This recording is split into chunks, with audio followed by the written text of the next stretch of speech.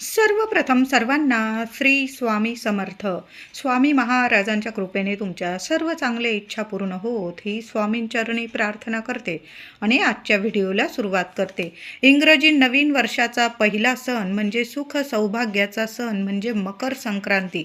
तिळगुळ घ्या, गोड गोड बोला. संक्रांतीचा उत्सव निसर्गाचा उत्सव आहे. पौष महिन्यात सूर्य मकर राशीत प्रवेश करतो, म्हणून या उत्सवाला मकर संक्रांत असे म्हणण्यात येते. सूर्य आपली पृथ्वीकडील परिभ्रमणाची दिशा बदलतो, तो उत्तरेकडे सरकत जात असतो, म्हणून या काळाला उत्तरायण असंही म्हटलं जातं.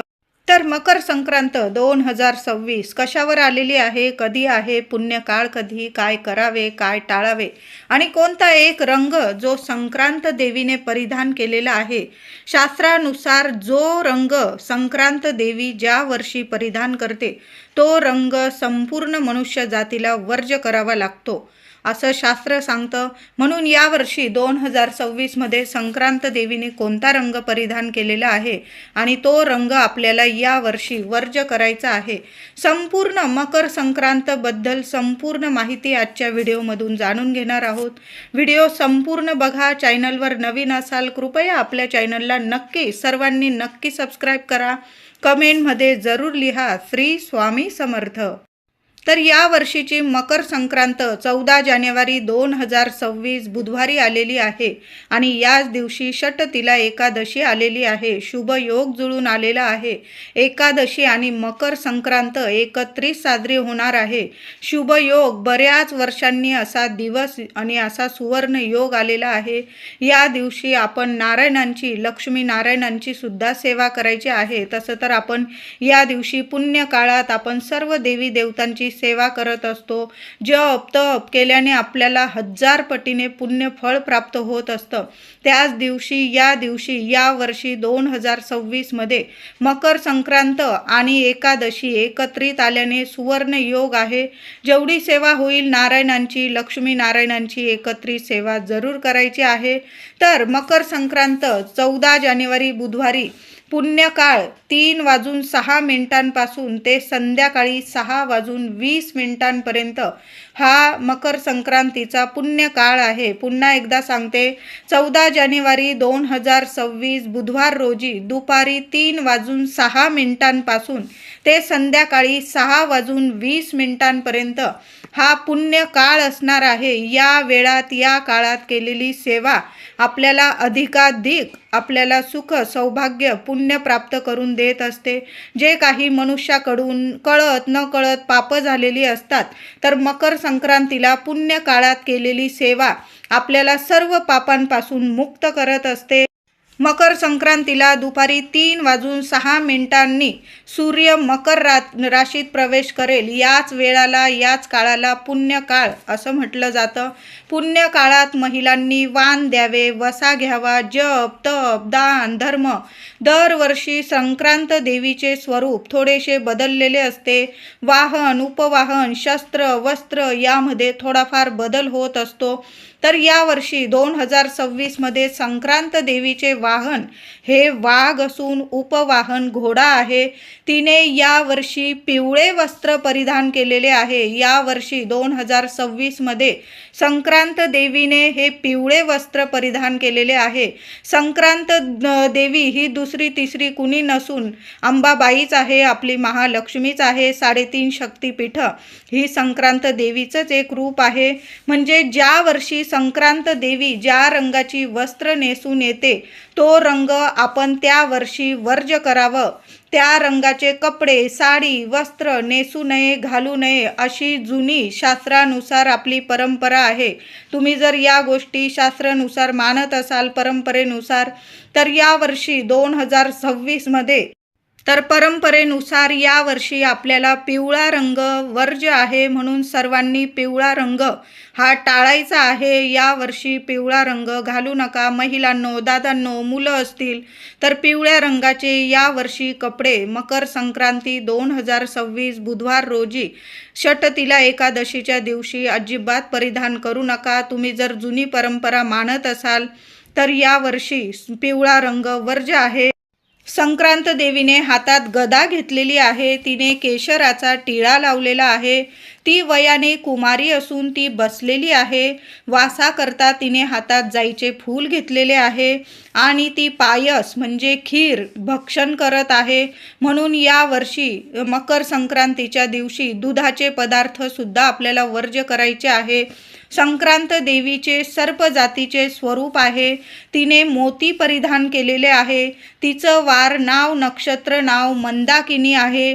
ती पूर्वेकडून पश्चिमेकडं जात आहे आणि तिचं मुख वायव्य दिशेस आहे. असं या वर्षी 2026 मध्ये संक्रांत देवीचे स्वरूप आहे. या दिवशी स्नान दान जप तप तर्पण या विधी पुण्य काळात अवश्य कराव्या. अतिशय पुण्यकारक मानलं जातं.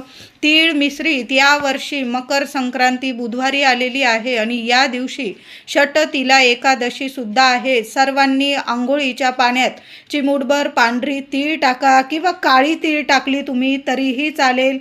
पांढरी तीळ टाका. लहान लेकरांना आंघोळ घालाल, आपण आंघोळ कराल, थोडीशी चिमूटभर पांढरी तीळ टाका आणि त्या तीळ मिश्रित पाण्याने किंवा तुमच्याकडं गंगाजल असेल ते सुद्धा टाका. म्हणजे आपल्याला तीर्थक्षेत्री स्नान केल्याचं सुद्धा पुण्यफळ मिळेल आणि आपले काही शारीरिक मानसिक त्रास असतील ते सुद्धा निवारण होतील. म्हणून चिमूटभर तीळ आणि गंगाजल टाकून सर्वांनी आंघोळ करायची आहे. लहान लेकरांपासून मोठ्यांपर्यंत संक्रांत दिवशी हा उपाय जरूर करायचा आहे.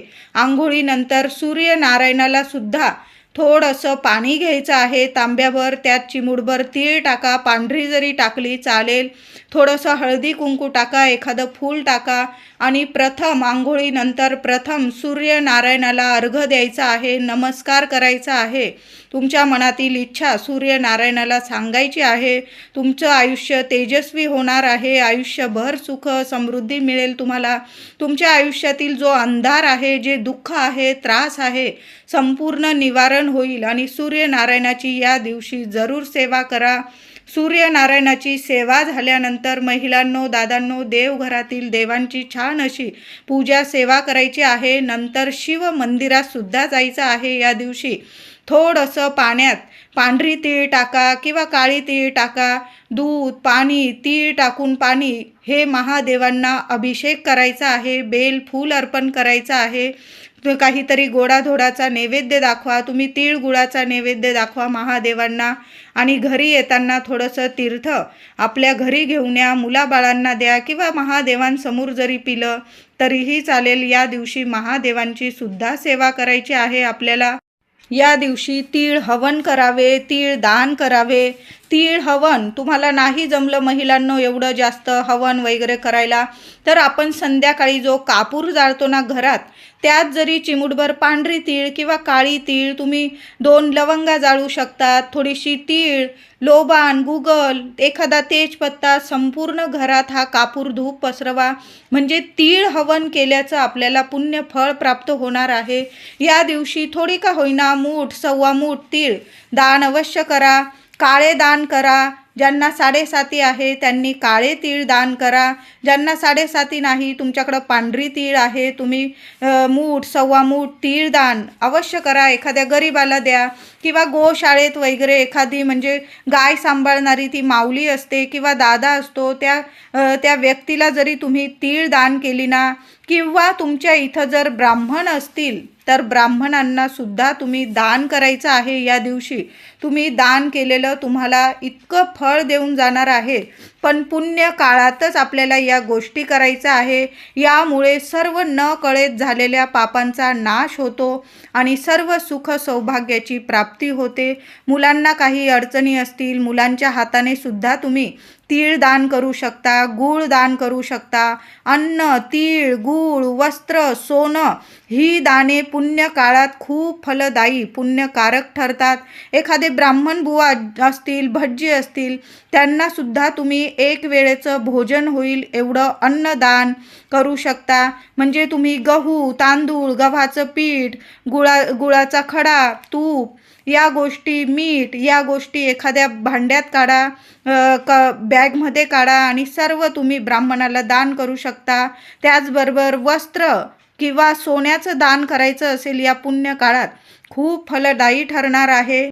मकर संक्रांतीच्या दिवशी संपूर्ण दिवस रात्र ब्रह्मचर्याचं पालन करायचं आहे. मांसाहार मद्यपान करायचा नाही आहे. कुणालाही कठोर बोलू नका, कुणाचा अपमान करू नका, कुणाविषयी मनात द्वेष ठेवू नका. या दिवशी भांडणं, वाद विवाद, महिलांनो दादांनो, हे 3 दिवस म्हणजे संक्रांत हा सण खरं तर रथसप्तमीपर्यंत आपण साजरा करत असतो, पण संक्रांतीचे हे 3 दिवस खूप महत्त्वाचे असतात. 13 तारखेला भोगी, 14ला संक्रांत आणि 15ला कर, असा हा 3 दिवसाचा सण खूप महत्त्वाचा आहे. या 3 दिवसात तरी आपल्या घरात वादविवाद होणार नाही, भांडणतंटा होणार नाही, कारण एकदा का कटकट लागली की मग वर्षभर घरात कटकट राहते. म्हणून या गोष्टी या दिवशी आणि या 3 दिवसात तरी टाळायचं आहे. मौन धरून घ्या, कुणाशीच बोलू नका. एकदा का कटकट लागली की खरोखर वर्षभर घरात किंवा आपल्या प्रगतीला, आपल्या कामाला सुद्धा कटकट लागून जाते. कुणाचे म्हणजे शिव्या शाप आपल्याला लगेच या 3 दिवसात लगेच लागून जातात. मग कुठल्या कामात यश मिळत नाही, प्रगती होत नाही आणि मग वर्ष आपलं कटकटीतच जात असतं. म्हणून भोगी, संक्रांत आणि कर वर्षातले हे 3 दिवस तरी कुणाशीच बोलू नये. अगदी घरात सुद्धा वादविवाद होईल अशा गोष्टी टाळायच्या आहे. मौन धरून घ्या. जेवढं गरज आहे ना तेवढंच एकमेकांशी बोला. शब्दाला शब्द वाढतो आणि मग वर्षभर आपण म्हणतो या छोट्या मोठ्या गोष्टी असतात, पण वर्षभर आपलं कटकटीत जात असतं. म्हणून या गोष्टी खरोखर टाळायच्या आहे. कुणाशीच बोलू नका आणि बाहेरच्यांशी तर अजिबात नाही. यामुळे त्यांचं तर काही जाणार नाही, पण आपल्या घरात कटकट होईल, वादविवाद होईल. या 3 दिवसात तरी या गोष्टींची काळजी सर्वांनी नक्की घ्यायची आहे. त्याचबरोबर गाई म्हशींची धार काढणं संक्रांतीच्या पुण्य काळात काढू नये. वृक्ष गवत तोडणे या गोष्टी टाळायच्या आहे. महिलांनो दादांनो, या दिवशी एकादशी सुद्धा आलेली आहे.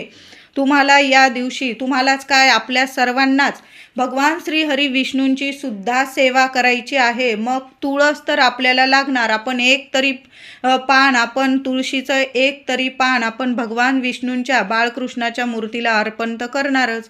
मग भोगीच्या दिवशी सुद्धा तुळस तोडू नका, संक्रांतीला सुद्धा नाही आणि करीच्या दिवशी सुद्धा नाही. तुम्ही फुलवाल्या दादांकडून विकत आणा किंवा 2 दिवस आधीच तुम्ही थोडीशी तुळस तोडून ठेवली आणि नीट एखाद्या ठिकाणी ठेवून दिली, थोडंसं पाणी शिंपडून, तर ती तुळस तुम्ही भगवान श्री हरी विष्णूंना एकादशीच्या म्हणजे मकर संक्रांतीच्या दिवशी अर्पण करू शकता. पण त्या 3 दिवसात तरी आपल्या घरातली दारातली तुळस तोडू नका, मंजुळा तोडू नका. सेवेला तर तुळस लागणार आहे, ती विकत आणा तुम्ही. नाही तर 2 दिवस आधी तरी तुळस तोडून ठेवा, एखाद्या नीट ठिकाणी ठेवा, थोडं पाणी शिंपडून ठेवा, म्हणजे पानं टवटवीत राहतील. याची काळजीसुद्धा महिलांनो, छोट्या मोठ्या गोष्टी असतात, पण वर्षभर आपलं सुख समृद्धी, सुख सौभाग्य यात दडलेलं असतं. म्हणून या गोष्टी नक्की करा. संक्रांतीच्या दिवशी एकादशी आल्याने श्री विष्णूंचा मंत्र जप करायचा आहे. ओम नमो भगवते वासुदेवाय नमः, ओम नमो भगवते वासुदेवाय नमः. दिवसभर जरी तुम्हाला कुणाशी बोलू नका, फक्त या मंत्राचा जप करायचा आहे. देवांना तिळगुळ अर्पण करा, गोडाधोडाचा नैवेद्य दाखवा. तुळशी माऊलीची सुद्धा या दिवशी दिवस रात्र सेवा करायची आहे. म्हणजे सकाळी पण आंघोळीनंतर आपण सूर्यनारायणाची सेवा झाल्यानंतर तुळशी माऊलीला हळदी कुंकू फुलं अक्षता अर्पण करा. दिवा लावा तुपाचा, संध्याकाळी सुद्धा दिवा लावा. म्हणजे या दिवशी एकादशी आहे. तशी तर आपण सर्व महिला तुळशी मातेची सेवा करतो, पण या दिवशी लक्ष देऊन आपण सेवा करायची आहे. श्री विष्णूंची विष्णू सहस्त्र नामावलीची सेवा दादांनो महिलांनो जरूर करा. तुम्हाला नाही पाठ तर तुम्ही यूट्यूबवर ऐकलात, एक म्हणजे सहकुटुंब सहपरिवार तुम्ही शांत बसलेला आहात तेव्हा तुम्ही लावून दिलं आणि ते कानावर पडले शब्द ना, तरीही त्याचा परिणाम आपल्या वास्तूला सुद्धा म्हणजे चांगला मिळतो. आपली वास्तू नेहमी तथास्तु म्हणते आणि अशा शुभ तिथींना आपण आपल्या देवांची सेवा ऐकतो, श्रवण करतो, त्यावर सुद्धा वास्तूवर सुद्धा चांगला परिणाम होतो. वास्तूतील जी नकारात्मकता असते, वास्तुदोष असतात, पितृदोष असतात, घरातल्या व्यक्तींना काही ग्रह दोष असतात, देवांच्या कृपेने संपूर्ण नष्ट होतात आणि वास्तू नेहमी प्रसन्न राहते, सकारात्मक राहते आणि वर्षभर आपल्याला सुख सौभाग्य प्रदान करत असते. भगवान श्रीहरी विष्णू लक्ष्मी मातेच्या कृपेने आपल्या घराची भरभराट होते. म्हणून या दिवशी, या वर्षी एकादशी आणि मकर संक्रांत एकत्र आलेले आहे. भगवान विष्णूंची जेवढी सेवा होईल ना तेवढी नक्की करा महिलांनो. आता भगवान श्रीहरी विष्णूंची सेवा करत आहोत तर सुख सौभाग्य प्रदान करणारी देवी लक्ष्मी माऊलीची सुद्धा सेवा करायची आहे. माता लक्ष्मीची मूर्ती असेल, श्रीयंत्र असेल, किमान 11 वेळा 21 वेळा माऊलीच्या मूर्तीवर श्रीयंत्रावर ओम श्रीम नमः, ओम श्रीम नमः आधी देवी लक्ष्मीला कुंकुमार्चन करा आणि मग आपल्याला वाण द्यायचा आहे, सवाष्ण पूजन करायचं आहे. महिलांनो, आधी देवघरातील देवी आईला हळदी कुंकू अर्पण करा, देवी आईला वाण द्या. तिची ओटी भरायची असेल भरू शकता, नाही करता आलं किमान देवी आईला गोडाधोडाचा नैवेद्य दाखवा आणि देवी आईला कुंकुमार्चन करा. एखादी वेणी अर्पण करा, लाल गुलाब किंवा कमळाचं फूल, जसं आपण श्रीहरी विष्णूंना तुळस अर्पण करणार आहोत, झेंडूची फुलं अर्पण करणार आहोत. या दिवशी पिवळी झेंडूची फुलं आणण्यापेक्षा तुम्ही केशरी फुलं आणली तरीही चालेल, कारण केशराचा टिळा या वर्षी देवी आईने लावलेला आहे. केशरी झेंडूची फुलं मिळाली तर देवांना केशरी झेंडूची फुलं अर्पण करा आणि आपण महादेवांना बेलपत्र अर्पण करू, गणपती बाप्पांना आपण दुर्वा अर्पण करू. तसंच भगवान श्रीहरी विष्णूंना जेवढी तुळशीची पानं असतील ना तेवढी तुळशीची पानं अर्पण करा. माता लक्ष्मीला एखादं कमळाचं फूल अर्पण करता आलं तर कमळाचं फूल अर्पण करा. या दिवशी कुलदेवीचा मंगल कलश भरायचा आहे. देवी आईला सुद्धा फूल वेणी अर्पण करा. माता लक्ष्मीला ओम श्रीम नमः, ओम श्रीम नमः, देवी आईला कुंकुमार्चन करा. आपली कुलदेवीचा टाक असेल, फोटो असेल त्यावर सुद्धा आधी कुंकुमार्चन करा आणि मग आपल्याला सवाष्ण पूजायचं आहे, वाण द्यायचं आहे. तर यावर्षी मकर संक्रांतीला पिवळा रंग वर्ज्य आहे. तर महिलांनो, लाल कलरची साडी नेसा, हिरव्या रंगाची, निळ्या रंगाची, मोरपिशी, गुलाबी, सोनेरी कलर सुद्धा तुम्ही नेसू शकता. असं नाही की पिवळा रंग वर्ज्य आहे म्हणून दागदागिने घालायचे नाही, देवी आईला हळद अर्पण करायचं नाही, असं अजिबात नाही. ऊन पडतं, सूर्यनारायण आपल्याला ऊन देतात, प्रकाश देतात, तो सुद्धा पिवळा धमक असतो. मग तो प्रकाश काय आपण अंगावर घेत नाही का? तर घेतोच ना, त्याशिवाय तर आपला दिवस सुद्धा उजाडत नाही. तशाच पद्धतीने फक्त आपल्याला पिवळा रंग वर्ज्य करायचा आहे. बाकी तुम्ही सोन्याचे दागिने घालू शकता, हळदी कुंकू लावू शकता, देवी आईला हळदी कुंकू अर्पण करा, सोन्याचे दागिने घाला, सोनेरी साडी घाला, लाल घाला, हिरवी घाला, निळी घाला, मोरपिशी, गुलाबी, जांभळा, जे रंग असतील ना त्यात एक रंग म्हणजे यावर्षी तुम्ही काळ्या रंगाची साडी महिलांनो आनंदाने नेसू शकता. फक्त तुमच्या कुलदेवीला जर काळा रंग वर्ज्य असेल तर तुम्ही काळा रंग नेसू नका. ज्याची त्याची परंपरेनुसार पद्धत असते. काही घरांमध्ये काळा रंग कायमस्वरूपी वर्ज्य असतो, मग तुम्ही काळा रंग नेसू नका. मोठे व्यक्ती सांगतात नेसू नका नेसू. ज्या व्यक्तींना, ज्या महिलांना काळा रंग घालत असाल तुम्ही दरवर्षी, ज्या वर्षी काळा रंग देवी आईने परिधान केलेला असतो, मकर संक्रांतीने आपण काळा रंग वर्ज्य करतो, तर या वर्षी देवी आईने पिवळा रंग नेसलेला आहे, तर पिवळा रंग या वर्षी वर्ज्य आहे. काळा रंग सगळ्यांनी नक्की नेसा, परिधान करा. पुरुष असतील, माझे दादा असतील, मुलं मुली, महिला सर्वांनी काळ्या रंगाचे कपडे अवश्य यावर्षी घाला. महिलांनो, मकर संक्रांतीला नवीन हिरव्या रंगाच्या काचीच्या बांगड्या जरूर हातात घाला. आधीच्या असतील काढून टाका, नवीन बांगड्या थोड्या जरी भरायच्या असतील भरू शकता. पण एक बांगडी आपण जेव्हा कासाराकडं, दादांकडं जातो किंवा मावशींकडं बांगड्या भरायला जातो तर तुम्ही डझनभर बांगड्या घेत असाल तर एका हातात 6 घालतात, तर आपण उजव्या हातात 7 बांगड्या घालायच्या आहे. डाव्या हातात तुम्ही 6 घातल्या तर उजव्या हातात घालताना एक बांगडी जास्तीची मागून घ्यायची आहे. यामुळे आपल्या सुख सौभाग्यात भर पडते. आपल्या पतिदेवांना रात्रंदिवस प्रगती मिळते, मुलाबाळांची घरात प्रगती होते. म्हणून घरातल्या गृहलक्ष्मीने मकर संक्रांतीला बांगड्या भरताना, काचेच्या बांगड्या भरताना तुम्ही डझनभर घेताय, 2 डझन घेताय, जेवढ्या घेताय एक बांगडी जास्तीची आठवणी आठवणीने मागून घ्यायची आहे. तुम्ही लाखेच्या बांगड्या भरत असाल, आजूबाजू सोन्याच्या लाखेच्या तुम्ही बांगड्या घालत असाल, घाला. पण काचेच्या बांगड्या भरताना एक बांगडी जास्तीची आठवणीने मागून घ्या, भरून घ्या. तुम्हाला खूप सुख सौभाग्यात भर पडेल आणि दिवस रात्र तुमच्या कुटुंबाची, संपूर्ण कुटुंबाची प्रगती होईल. बांगड्या घेताना पिवळा रंग वर्ज्य करायचा आहे. काळ्या रंगाच्या तर बांगड्या, आपण कपडे घालतोय काळे म्हणून काळ्या बांगड्या महिलांनो घालू नका. हिरव्या बांगड्या घाला. काळ्या रंगावर हिरव्या बांगड्या घातल्याने काही बिघडत नाही. हिरव्या काचेच्या बांगड्या घाला किंवा तुम्ही ज्या रंगाची साडी घालत असाल त्या रंगाच्या घाला. पण पिवळ्या रंगाच्या बांगड्या यावर्षी वर्ज्य करा. आणि काळ्या रंगाच्या बांगड्या विवाहित स्त्रीने कधीच घालू नये. या गोष्टी तुम्ही पाळत असाल तर जरूर पाळा.